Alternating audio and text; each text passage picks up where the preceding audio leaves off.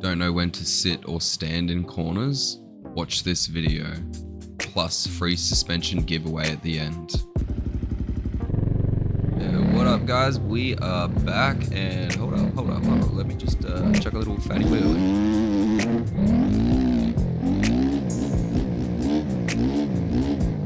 Yeah, for the boys. Alright, we are back for, I guess, what we would call stage 2 of these MX Bikes tutorials that I guess I'm now making.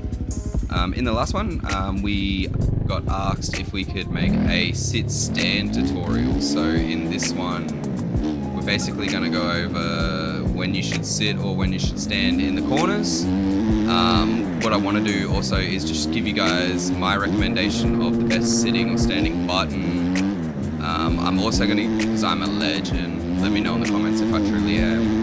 I'm going to give you guys a bike setup. Now, full disclosure, I really don't know how, I'm not the best with computers, but I accidentally wiped all my stuff on MX Bikes and had to start fresh. So full disclosure, as of 5 days ago, all my stuff is fresh. And of course I didn't take any photos. So this setup is built in the last 3 days. It's an alright setup. It probably could do with some tweaking, but bottom line guys, show me some love, chuck it in your setups under Cheap Gamer Guys setup. As we make some more videos, I'll give you guys a better setup once I get my stuff tweaked. So guys, if you sort of just pay attention, on the bottom right there is, next to my gearing, there is a red icon of the rider's sit stand. So if I sit down, he's gone. If I stand, it appears again. Do use that as sort of a bit of a reference to help you guide when I am sitting and standing, but I'm gonna sort of talk as I go along as well, the best I can. These are my first couple tutorials, so I do the best I can. So ideally, when we're coming into a corner, I'm gonna do it a little bit slow in this corner up here. Ideally, I still want to be standing when I come into the corner. It's not until I hit about here. It's when I want to sit. Once I've come back out, I want to hit straight. So I am just going to show you guys that at full speed for a second, just so you can get an idea.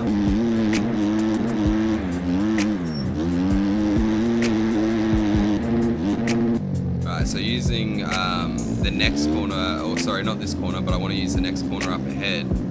Basically, I'm going to show you the same thing again. So coming in slow, I want to stand through all the rough. Once I get to here, I want to sit. Once I'm back out to the straight, I want to be standing again to hit the jump. Now I'm going to show you guys again at a faster pace.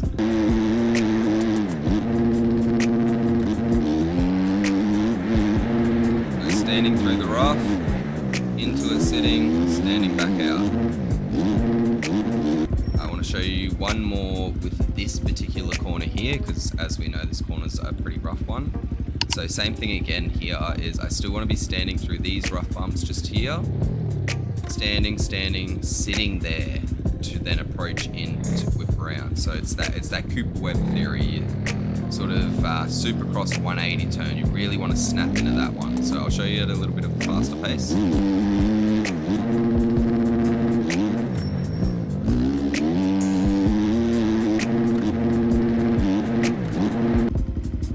Show you guys a little hot tip for turning as well that most of the pros use, and I'll try and demonstrate it on the flat here just because I think it might work the best. So most pros in this game actually lean back basically throughout the whole corner, and as we know in motocross, you do lean back, lean left, lean right, forward in certain points. On this game you lean back a ridiculous amount through corners, more than physics say you should in order to stable the bike. It's just a verboso thing. So I'm going to try my best to show you here. What I'm going to do is I'm going to try and do a loop in a circle and giving it random amount of throttle to kick the back end out. And then I'm going to do it again while leaning back to show you guys that it's more stable. And then you'll see how leaning back can allow you to flow through flowy berms a lot better without your bike reacting silly as it approaches the berm. So let's have a look.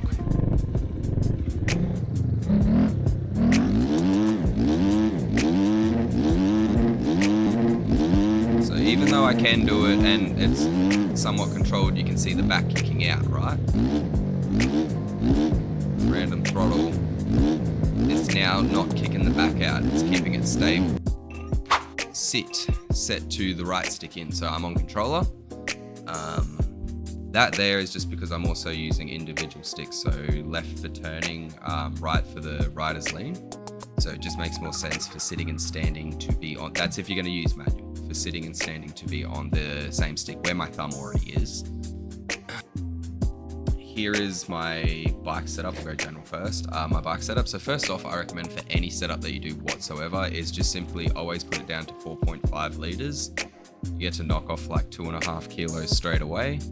I've never been in a race where I've ran out of fuel on 4.5.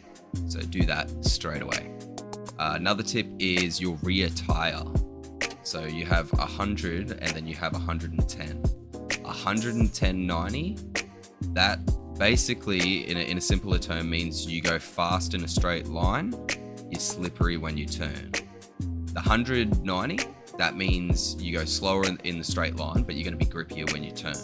So for me, these two things here, the 4.5 liters and the 100 on the rear tire, that's an essential every single time for me.